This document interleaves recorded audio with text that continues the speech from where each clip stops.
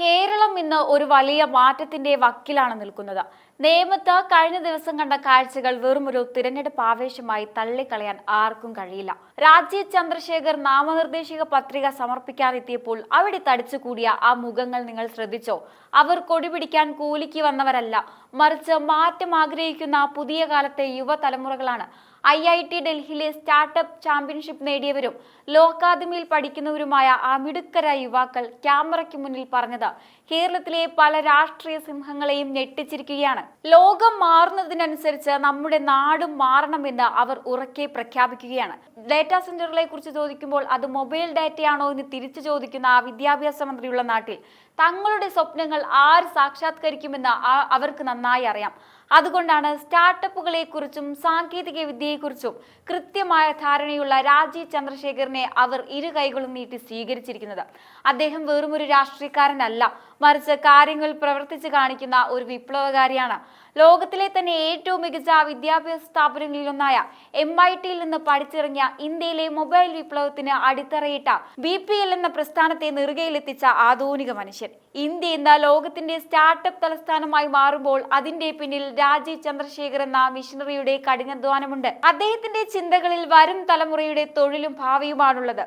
IT മേഖലയിലും ടെക്നോളജിയിലും അദ്ദേഹം കൊണ്ടുവന്ന മാറ്റങ്ങൾ ലക്ഷക്കണക്കിന് യുവാക്കൾക്ക് ഇന്ന് അന്തസ്സുള്ള ജോലി നൽകുന്നു. ഇത്രയും വലിയൊരു ട്രാക്ക് റെക്കോർഡുള്ള ഒരാൾ കേരളത്തിന്റെ വികസനത്തിന് ചുക്കാൻ പിടിക്കുമ്പോൾ ആവേശത്തോടെ കൂടെ നിൽക്കാൻ നമ്മുടെ യുവതലമുറ തയ്യാറാണ്. ആ മാറ്റത്തിന്റെ പേരാണ് ഇന്ന് BJP. വികസനത്തിന്റെ പുതിയ സംസ്കാരമാണ് അദ്ദേഹം ഇവിടെ കൊണ്ടുവരുന്നത്. കേരളം ഇന്ന് കടക്കെണിയിലും തൊഴിലില്ലായ്മയിലും മുങ്ങി താഴുമ്പോൾ നമ്മുടെ മുഖ്യമന്ത്രി പിണറായി വിജയനും പ്രതിപക്ഷ നേതാവ് VD സതീശനും എന്ത് ചെയ്യുകയാണ്? ഒരാൾ കിറ്റും സൗജന്യങ്ങളും നൽകി ജനങ്ങളെ മയക്കി വോട്ട് പിടിക്കാൻ നോക്കുമ്പോൾ മറ്റൊരാൾ നിയമസഭയിൽ വെറും വാചക കസർത്തുകൾ നടത്തി സമയം കളയുകയാണ്. പിണറായി സർക്കാരിന്റെ ഭരണം കണ്ട് ജനങ്ങൾ മടുത്തു കഴിഞ്ഞു. കേരയിൽ എന്ന് പറഞ്ഞ് പാവപ്പെട്ടവന്റെ പറമ്പിൽ കുറ്റിയടിക്കാനും അഴിമതി നടത്താനും മാത്രമാണ് അവർക്ക് ഉത്സാഹം. മറുവശത്ത് VD സതീശനാകട്ടെ ക്രിയാത്മകമായി ഒരു വികസന പദ്ധതി പോലും മുന്നോട്ട് വെക്കാനില്ലാതെ വെറും ആരോപണങ്ങളിൽ ഒതുങ്ങുകയാണ്.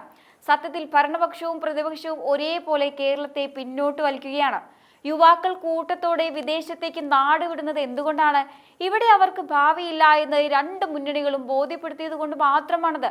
ഈ രണ്ട് മുന്നണികളും രാഷ്ട്രീയമല്ല, മറിച്ച് ലോകം കാണുന്ന രാജീവ് ചന്ദ്രശേഖറിന്റെ വികസനമാണ് തങ്ങൾക്ക് വേണ്ടതെന്ന് യുവാക്കൾ ഉറപ്പിച്ചു പറയുകയാണ്. യൗവനത്തെ വെറും കൊടി പിടിക്കാനും തെരുവിൽ മുദ്രാവാക്യം വിളിക്കാനും വേണ്ടി മാത്രം ഉപയോഗിക്കുന്ന പഴഞ്ചൻ കാലം കഴിഞ്ഞു. സ്വന്തം കുടുംബത്തെ കരകയറ്റാൻ സഹായിക്കുന്ന അന്തസ്സുള്ള ശമ്പളത്തിൽ സ്വന്തം നാട്ടിൽ ജോലി നൽകുന്ന വികസനമാണ് അവർക്ക് വേണ്ടത്. രാഷ്ട്രീയത്തിനപ്പുറം ചിന്തിക്കുന്ന ഒരു തലമുറ ഇവിടെ ഉണർന്നു കഴിഞ്ഞു. വികസനം എന്നാൽ വെറും റോഡ് പണിയല്ല, മറിച്ച് ജനങ്ങളുടെ ജീവിത നിലവാരം ഉയർത്തലാണെന്ന് രാജീവ് ചന്ദ്രശേഖർ തെളിയിച്ചുകൊണ്ടിരിക്കുകയാണ്. മാറ്റത്തിന്റെ കാറ്റിപ്പോൾ കൊടുങ്കാറ്റായി മാറുകയാണ്. വികസനത്തിന്റെ ഈ പ്രവാഹത്തിൽ പഴയകാല രാഷ്ട്രീയ അടവുകൾ ഒലിച്ചു പോകും. നമ്മളൊന്ന് മാറി ചിന്തിക്കേണ്ട സമയമായിരിക്കുന്നു. നമ്മുടെ നാട്ടിലെ യുവാക്കൾ എന്തിനാണ് കൂട്ടത്തോടെ വിദേശത്തേക്ക് പോകുന്നത്? ഈ ചോദ്യത്തിന് ഉത്തരം നൽകാതെ വോട്ട് ചോദിക്കാൻ വരുന്ന രാഷ്ട്രീയക്കാരെ നമ്മൾ ഇനിയെങ്കിലും ചോദ്യം ചെയ്യണം. കഴിഞ്ഞ കുറേ പതിറ്റാണ്ടുകളായി നിങ്ങൾ കണ്ടുകൊണ്ടിരിക്കുന്നത് ഒരേതരം രാഷ്ട്രീയമാണ്. കൊടി പിടിക്കാനും ജയ് വിളിക്കാനും മാത്രം യുവാക്കളെ ഉപയോഗിക്കുന്ന ഈ രീതിക്ക് ഒരു മാറ്റം വേണ്ടേ? നേമത്ത് നമ്മൾ കണ്ടത് ആ മാറ്റത്തിന്റെ തുടക്കമാണ്.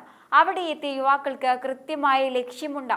അവർക്ക് വേണ്ടത് വെറും വാഗ്ദാനങ്ങളല്ല, മറിച്ച് തങ്ങളുടെ കഴിവിനനുസരിച്ചുള്ള അവസരങ്ങൾ തന്നെയാണ്. നമ്മുടെ കേരളത്തിന്റെ ഇന്നത്തെ കടബാധ്യത എത്രയാണെന്ന് നിങ്ങൾക്കറിയാമോ? ഓരോ മലയാളി കുട്ടിയും ജനിച്ചു വീഴുന്നത് വലിയൊരു കടത്തിലേക്കാണ്. കിറ്റും സൗജന്യങ്ങളും നൽകി ജനങ്ങളെ പറ്റിക്കുന്ന പിണറായി സർക്കാർ കേരളത്തെ ഒരു സാമ്പത്തിക തകർച്ചയിലേക്കാണ് നയിക്കുന്നത്. വികസനം എന്നാൽ കേരയിൽ എന്ന് പറഞ്ഞ് പാവപ്പെട്ടവന്റെ ഭൂമിയിൽ കുറ്റിയടിക്കലല്ല. വികസനം എന്നാൽ നമ്മുടെ നാട്ടിലെ കുട്ടികൾക്ക് ഇവിടെ തന്നെ അന്തസ്സുള്ള ജോലി നൽകലാണ്. ഇതിനെക്കുറിച്ച് ചോദിക്കുമ്പോൾ VD സതീശനെ പോലെയുള്ള പ്രതിപക്ഷ നേതാക്കൾക്ക് പറയാൻ എന്തുണ്ട്? നമ്മുടെ വിദ്യാഭ്യാസ മേഖല ഇന്നും പഴയ രീതിയിലാണ് മുന്നോട്ട് പോകുന്നത്. പുതിയ കാലത്തെ കുട്ടികൾക്ക് വേണ്ടത് AI, ബ്ലോക്ക് ചെയിൻ തുടങ്ങിയ അസാങ്കേതിക വിദ്യയിലുള്ള അറിവാണ്. ഇതിനെക്കുറിച്ച് സംസാരിക്കാൻ പോലും അറിയാത്ത മന്ത്രിമാരാണ് നമ്മളെ ഭരിക്കുന്നത്. ഇത് മാറ്റേണ്ട സമയമായി. യൗവനത്തെ വെറും മുദ്രാവാക്യങ്ങളിൽ തളച്ചിടാതെ അവരെ ലോകത്തിന്റെ നെറുകയിലെത്തിക്കാൻ കഴിയുന്ന ഒരു നേതൃത്വം നമുക്ക് വേണം. രാജീവ് ചന്ദ്രശേഖറിനെ പോലെ ഒരാൾ നേതൃത്വത്തിലേക്ക് വരുമ്പോൾ അത് കേരളത്തിലെ ഓരോ കുടുംബത്തിനും നൽകുന്ന പ്രതീക്ഷ വലുതാണ്. ഈ മാറ്റം നേമത്ത് തുടങ്ങിക്കഴിഞ്ഞു. അത് കേരളം മുഴുവൻ വ്യാപിക്കുമെന്ന കാര്യത്തിൽ സംശയമില്ല. മാറ്റത്തിന്റെ ഈ കാറ്റിൽ പഴയകാല രാഷ്ട്രീയ അടവുകൾക്ക് ഇനി നിലനിൽപ്പില്ല. കേരളം പുതിയൊരു വികസന യുഗത്തിലേക്ക് ചുവടുവെക്കുകയാണ്. നേമത്ത് രാജീവ് ചന്ദ്രശേഖരനെ സ്വീകരിക്കാനെത്തിയ ആ ആയിരക്കണക്കിന് യുവാക്കൾ ഒരു സൂചനയാണ്. കേരളത്തിന്റെ രാഷ്ട്രീയ ഭൂപടം മാറാൻ പോകുന്നു എന്നതിന്റെ കൃത്യമായ സൂചന. നിങ്ങൾ ഗൗരവമായി ചിന്തിക്കേണ്ട മറ്റൊരു കാര്യമുണ്ട്.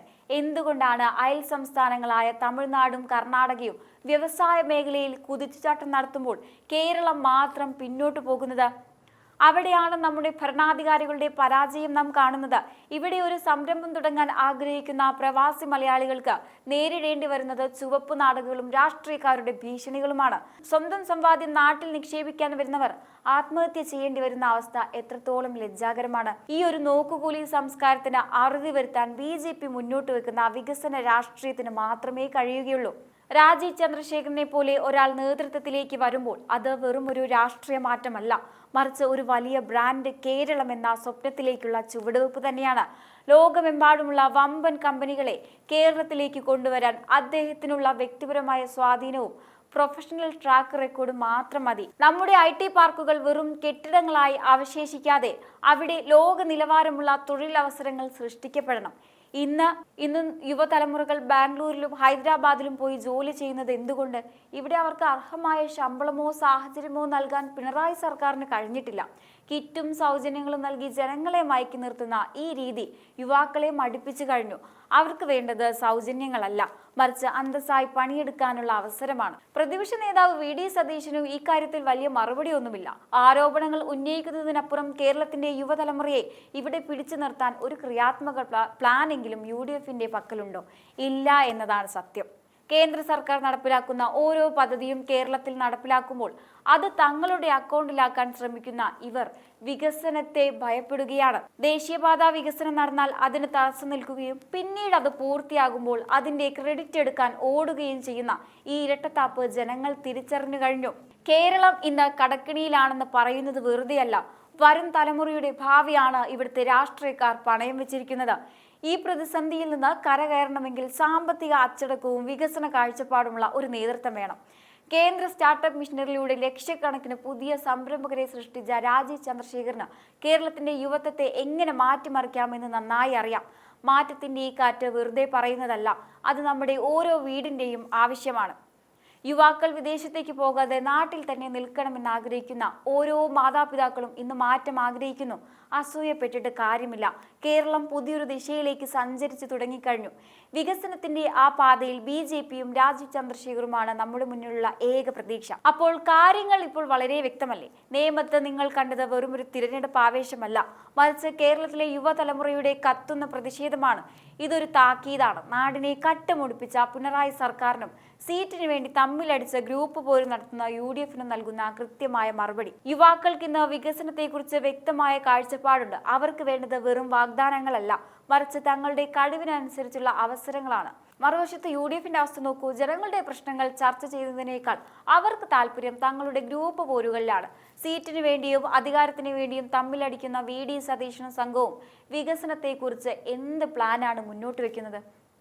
കേരളത്തിലെ യുവതലമുറ പൊരുതി നേടാൻ പോകുന്ന ഒരു വലിയ മാറ്റത്തിന്റെ തുടക്കം തന്നെയാണിത്. സ്വന്തം നാടിനെ കടക്കിടിയിലാക്കി കട്ടുമുടിപ്പിച്ച പിണറായി വിജയന്റെ ഭരണത്തിന് ഇനി ഇവിടെ ആയുസില്ല.